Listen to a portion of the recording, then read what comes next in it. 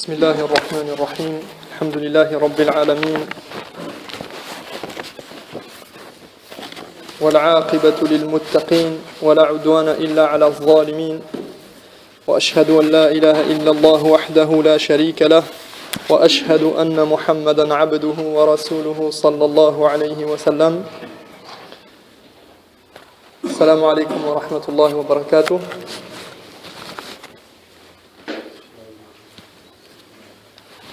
Étant donné que nous sommes dans le mois du Coran, il me paraît judicieux de parler du Coran.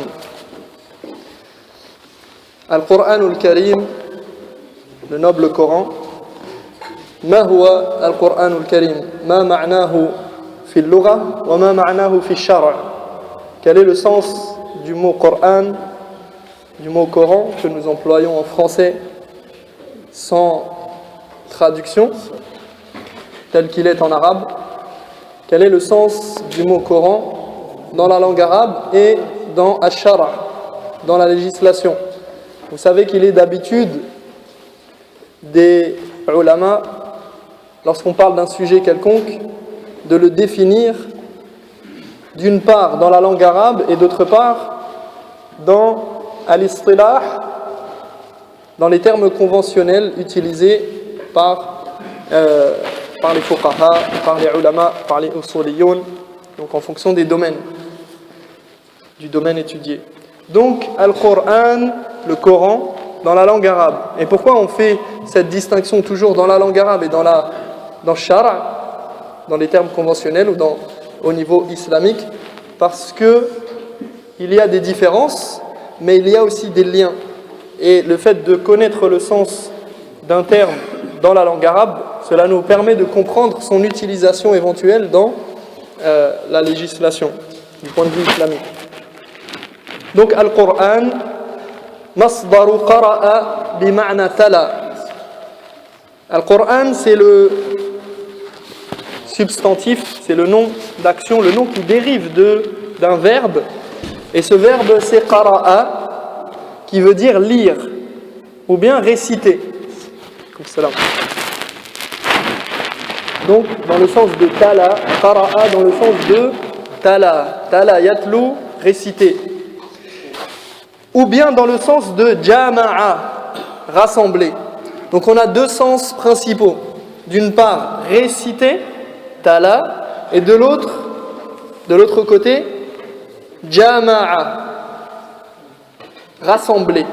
Donc le sens va être dérivé de ces deux verbes, et qara'a, qar'an ou qur'anan dans le sens de tala, cela signifie qur'anan, donc c'est la chose qui est récitée, al-matlou, c'est la chose qui est récitée, al-matlou. Et ça c'est le premier sens, donc le Coran c'est la chose qui va être récitée. Et le deuxième sens, nous avons dit donc jama'a. Wal Qur'an jami'un lil akhbari wal ahkam. Le Coran, c'est ce qui réunit, qui rassemble, qui contient al-akhbar, donc certains récits et certaines informations. Donc c'est ce qui contient les récits, et al-ahkam, les règles. Donc nous avons deux sens du point de vue linguistique au niveau de la langue arabe, retenez-les. Le Coran, c'est ce qui est récité, et c'est ce qui contient quelque chose, c'est ce qui rassemble différentes choses, et notamment des récits, des informations précises et des règles. Donc ça, c'est pour ce qui est de la définition du point de vue linguistique. Al-Qur'an fi shara', dans les termes conventionnels, qu'est-ce qu'on appelle Al-Qur'an?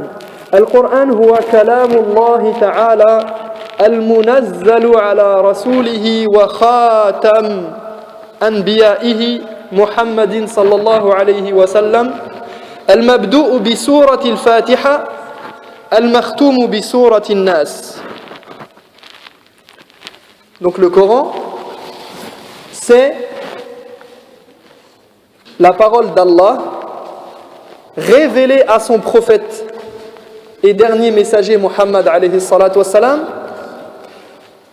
Donc la parole d'Allah qui commence par Surat Al-Fatiha et qui se termine par Surat An-Nas. Ça c'est, je pense que c'est min al-badihiyat ladaykum. Je pense que tout le monde sait ça, mais c'est bien de le rappeler. C'est la parole d'Allah. Le Coran, c'est la parole d'Allah qui a été transmise, qui a été révélée au dernier des messagers. قال الله تعالى إنا نحن نزلنا عليك القرآن تنزيلا. Allah nous dit, en vérité, c'est nous qui t'avons révélé le Coran de manière graduelle. C'est nous, c'est-à-dire Allah. Et petite parenthèse, vous savez que, parce que c'est un point qui interpelle souvent de nombreuses personnes, l'emploi de ce nous. Pourquoi Allah tabaraka wa ta'ala il emploie inna khalaqnakum inna nahnu nazzalna nahnu nous. Pourquoi il dit nous alors qu'il est seul et que ses actions, la création, la révélation, etc. font partie de Rububiyya. Ils font partie des caractéristiques propres d'Allah tabaraka wa ta'ala qui font de lui le Seigneur des mondes et pour lesquels on ne peut associer quelque chose, quoi que ce soit, à Allah. Donc pourquoi Allah il utilise inna? C'est le nous de la majesté.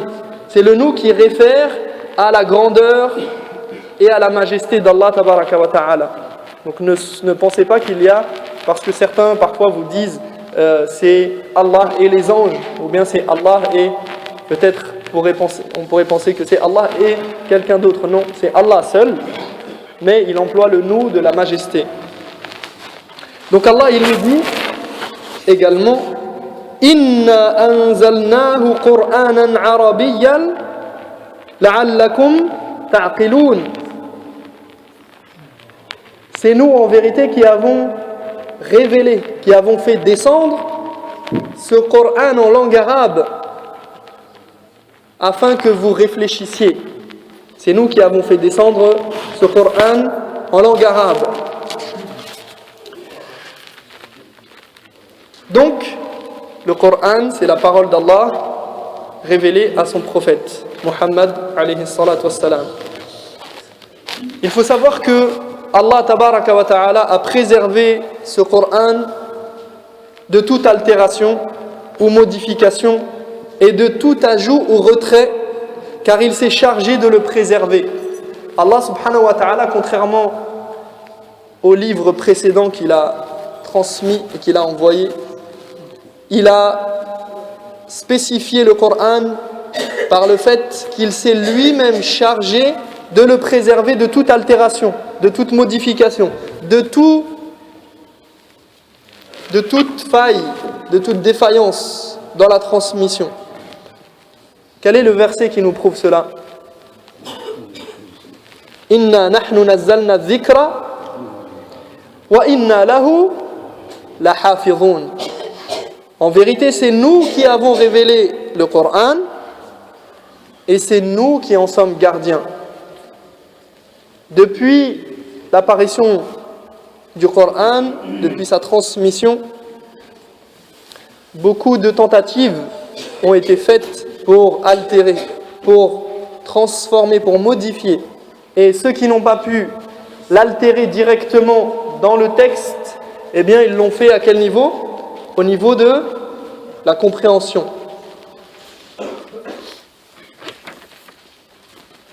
Mais Allah tabaraka wa ta'ala a fait en sorte qu'à chaque fois, à chaque tentative, il y ait toujours des gens qui soient là pour préserver, parce que bien sûr il y a l'ordre divin, il y a le fait que Allah il ait fait en sorte de préserver le Coran, mais pour chaque chose dans cet univers il y a des causes.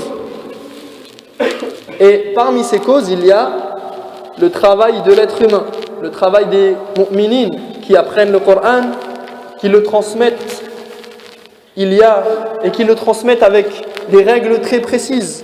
Pour ceux qui ont fait un petit peu de tajwid, qui apprennent un petit peu les règles, ahkam al-tajwid, eh bien ils savent comment il y a une précision telle que quelqu'un qui se trompe même dans la manière de prononcer la lettre ou dans la manière de prononcer la voyelle, dans le fait de prolonger ou de raccourcir quelque chose qui ne devrait pas être, eh bien, on va le corriger. Et nul autre livre ne peut se prévaloir de cette spécificité, de cette caractéristique qui fait de lui, encore une fois, un livre très particulier. Allah subhanahu wa ta'ala a décrit, Allah dans le Coran, dans sa parole, il parle et il met en valeur le Coran et il le décrit par de nombreuses manières pour montrer son importance, pour montrer combien il renferme de bien, pour montrer son impact et son universalité. Et tous ces noms ou toutes ces descriptions indiquent clairement que le Coran prévaut et domine et prédomine, et il a la préséance sur les autres livres. Il prévaut sur les autres livres révélés. Par exemple, donc, parmi les descriptions qu'on a, et parmi les versets où Allah cite, il parle du Coran, il nous dit وَلَقَدْ آتَيْنَاكَ سَبْعًا مِنَ الْمَثَانِي وَالْقُرْآنَ الْعَظِيمِ. Il nous dit, nous t'avons certes donné les 7 versets que l'on répète. Sab'an, d'accord, les 7 versets répétés, Al-Fatiha. Ainsi que le Coran sublime, Al-Qur'an Al-Azim. Donc Allah tabaraka wa ta'ala, il a décrit le Coran en disant de lui qu'il est sublime. Il nous dit également Kitabun anzalnahu ilayka mubarak. C'est un livre que nous t'avons révélé et qui est mubarak, qui est béni. Qui sait ce que cela veut dire béni, le terme mubarak? D'où vient ce terme en arabe? Mubarak, ça vient de baraka. Baraka, c'est un terme en arabe qui renvoie à plusieurs choses, mais notamment la profusion de biens, et la profusion de biens qui va être stable.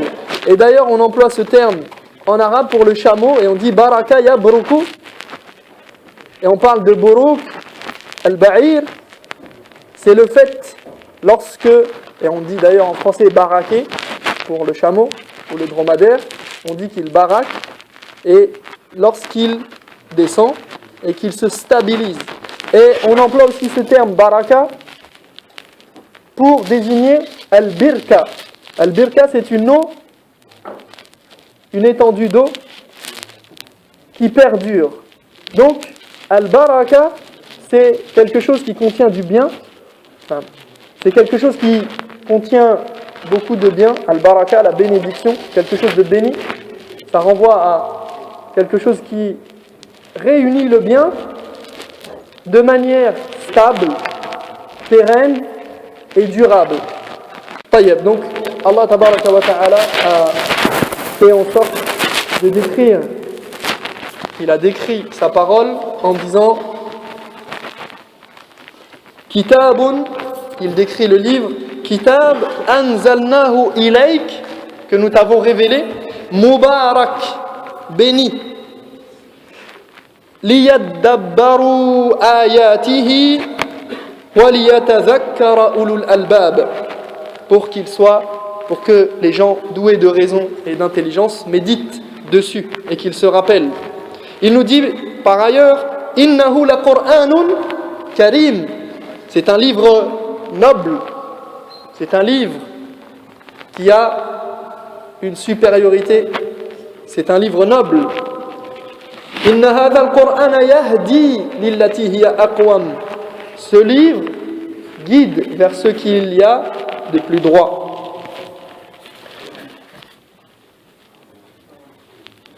le noble Coran, Al-Qur'an, huwa al-masdar al-awwal min masadir at-tashri'. Le noble Coran, c'est la source de la loi islamique, la première source de la loi avec laquelle a été envoyé notre prophète Muhammad sallallahu alayhi wa sallam à toute l'humanité. Et tout ce dont l'être humain a besoin, toutes les orientations, tous les détails qui lui permettent à l'être humain de vivre une vie heureuse, paisible et qui lui apportent le salut, sont réunis dans le Coran. Et la deuxième source, je terminerai là-dessus, la deuxième source qui accompagne le Coran, c'est bien évidemment la sunna du prophète sallallahu alayhi wa sallam, qui est la seconde source de loi, comme le dit Allah tabaraka wa ta'ala. Il nous dit Man yuti'ir rasoul faqad ata'a Allah. Quiconque obéit au messager obéit à Allah. Wa man tawalla fama arsalnaka alayhim hafiza. Et quiconque tourne le dos, eh bien, dis-leur et qu'ils sachent que nous ne t'avons pas envoyé à eux comme gardien. Donc, il faut savoir que le Coran, c'est notre source première pour toutes nos affaires mondaines ou bien les affaires religieuses. Et ne pensez jamais, n'ayez jamais en tête que, comme cela est propagé souvent, que les juifs ont un livre, les chrétiens ont un livre et les musulmans ont leur livre. Ça, c'est totalement faux, même du point de vue des autres religions, puisque les juifs et les chrétiens ont plusieurs livres. Nous avons un seul livre, certes, nous avons le Coran, mais le Coran ne suffit pas en lui-même.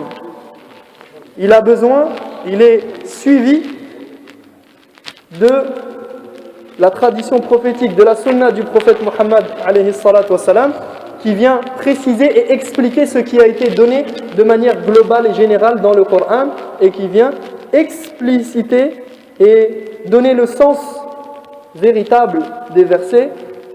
أقول قولي هذا وأستغفر الله لي ولكم فاستغفروه إنه هو الغفور الرحيم. سبحانك اللهم وبحمدك أشهد أن لا إله إلا أنت أستغفرك وأتوب إليك.